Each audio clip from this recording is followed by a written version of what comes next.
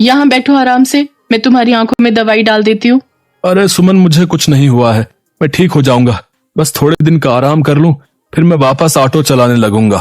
तुमने शायद नहीं सुना डॉक्टर ने क्या बोला है कि तुम्हारी आंखों की रोशनी धीरे धीरे कम हो रही है। आज तुम बच गए, ये तो हल्की सी चोट आई है। अगर ज्यादा कुछ हो जाता तो बताओ, मैं और बच्चे क्या करते।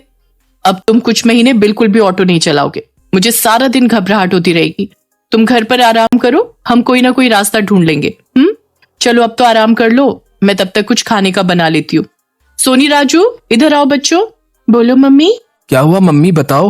मेरी बात ध्यान से सुनो। तुम्हारे पापा को बिल्कुल भी पता नहीं चलना चाहिए कि तुम दोनों पिछले 1 हफ्ते से स्कूल नहीं जा रहे हो, वरना उन्हें और चिंता हो जाएगी। मुझे बस थोड़ा समय लगेगा, मैं तुम दोनों की स्कूल की नई यूनिफॉर्म और जूते जल्द ही ले आऊंगी। और रही बात किताबों की, मैंने अपनी सहेली से कुछ पैसे उधार मांगे हैं, जैसे ही मुझे दे देगी मैं तुम्हें किताबें भी खरीद कर दे दूंगी। अभी तो वैसे भी इतनी पढ़ाई नहीं होगी, क्योंकि स्कूल खुले हुए अभी 12-13 दिन ही हुए हैं ना। नहीं मम्मी, स्कूल तो खुलते से ही पढ़ाई शुरू हो गई। वो तो हम दोनों ही हैं जो हमारी किताबें अभी तक नहीं खरीदी गई हैं। अब तो मेरी सहेलियों ने भी मुझे अपनी किताबें देने से मना कर दिया है। हाँ मम्मी, बिना किताबों के तो मैं भी स्कूल नहीं जा पाऊंगा, मैम से रोज डांट पड़ती है।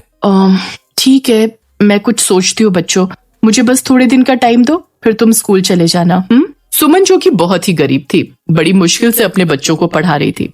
उसका पति मदन किराए का ऑटो रिक्शा चलाता था।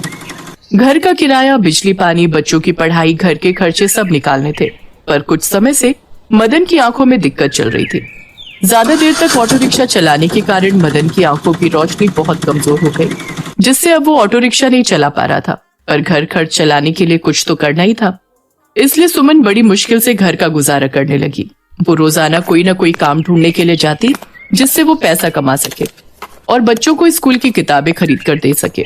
सुमन के दोनों बच्चे नई क्लास में आ गए थे, पर अभी तक उन्होंने किताबें नहीं खरीदी थी और उनकी पढ़ाई बहुत ही खराब हो रही थी। देख सुमन, मैंने तुझे कहा तो था कि मैं बच्चों की किताबों के लिए